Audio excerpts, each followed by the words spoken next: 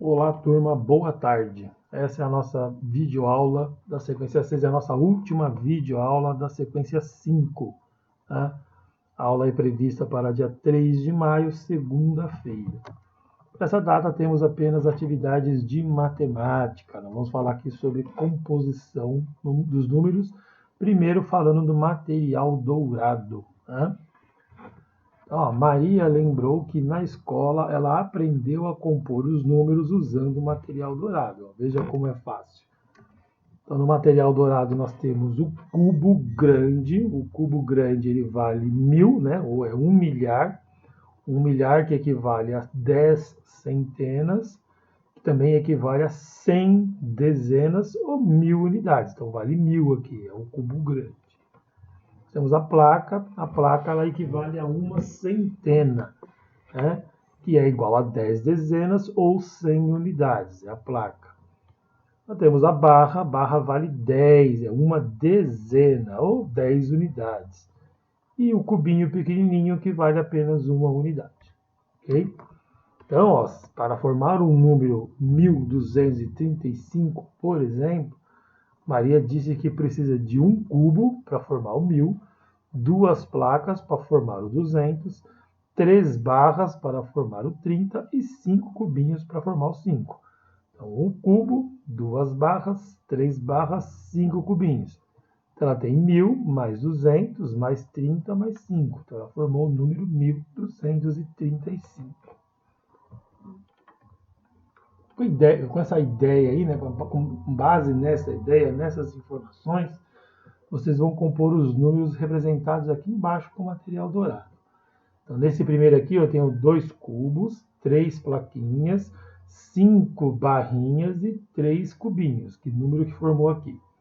Você coloca aqui separado, depois você põe no resultado. Aqui nem está aqui, ó, tá? Do jeito que a gente fez aqui, você vai fazer aqui.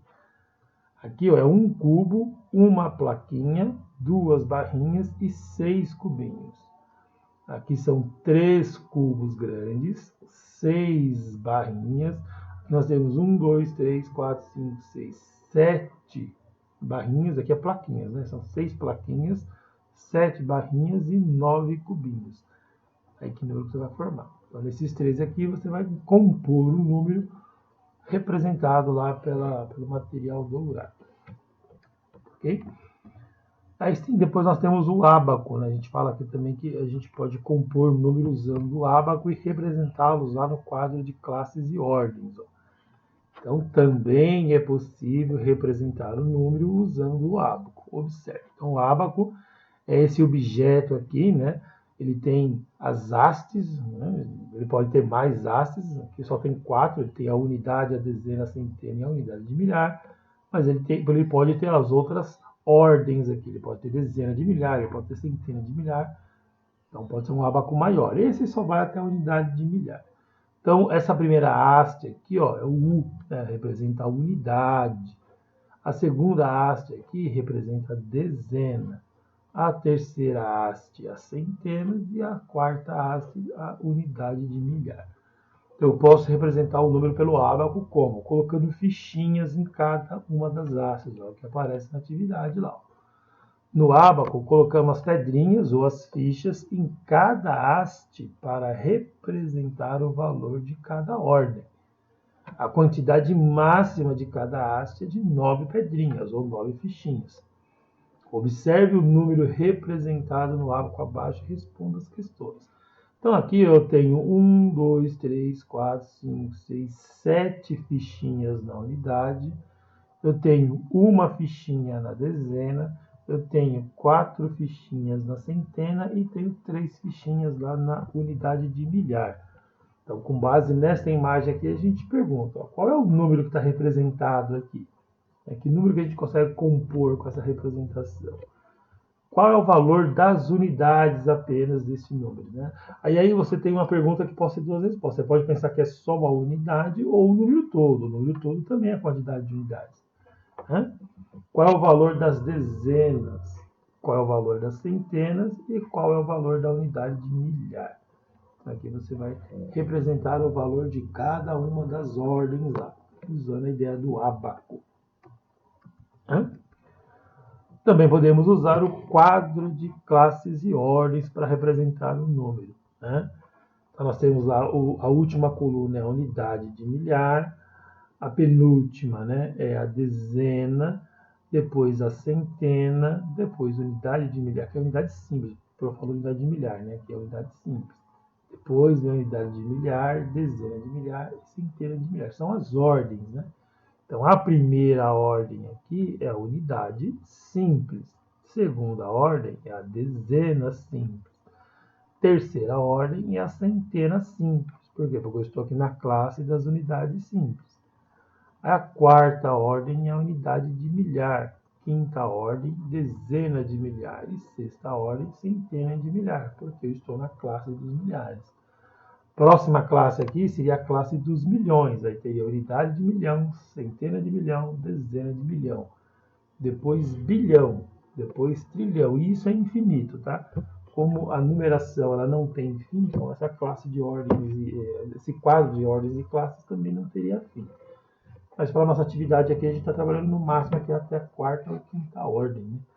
Então, nós representamos um número em vermelho aqui, ó. Esse número tem 8 unidades, 5 dezenas, 4 centenas e 3 unidades de milhar. E tem uma outra linha vazia aqui, que é onde você vai preencher um outro número aqui. As questões, ó. Questãozinha A. Escreva como se lê o número representado no quadro acima. Então, como é que você faz a leitura desse número que está aqui? Número em vermelho. Ok? B. Quantas ordens esse número possui? Quantas ordens? Quantas ordens é a quantidade de algarismos que foram usados para representar o número. Né? Cada algarismo ele representa uma ordem. Qual o algarismo da ordem da unidade de milhar? E eu estou perguntando qual é o algarismo, não qual é o número, tá bom? Se eu pensar, por exemplo, aqui no 5, ó, se eu perguntar qual é o algarismo que está na dezena, é o algarismo 5. Se eu perguntar que número que esse 5 está representando, ele está representando 50, porque ele está na dezena, então são 5 dezenas. Então, esse 5 aqui, ele é o algarismo 5, mas ele vale 50. Então, numericamente, ele é 50. Ele valeria apenas 5 se ele estivesse na unidade. Então, partindo desta ideia que você vai responder a letra C.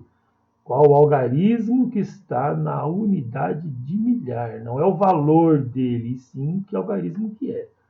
Né? Assim como a D, ó, qual é o algarismo da unidade da centena? Então, qual é o algarismo que está na unidade da centena? E não qual é o valor dele. Né? Depois o E, ó, faça a decomposição desse número. Aí sim você vai representar numericamente cada um dos algarismos. Né? Assim como a gente viu lá no material dourado. E por fim, né, nessa linha vazia que está apontada aqui por essa flecha preta, você vai escrever o número 2508. Então, escreva o número 2508 na linha do quadro indicado por uma seta. Tem a flechinha aqui. Tá? Então, atividades aí de decomposição e composição numérica. Tá? Se tiver dúvidas lá, vocês podem me chamar no WhatsApp. Tá bom? Tenha uma boa tarde e bons estudos.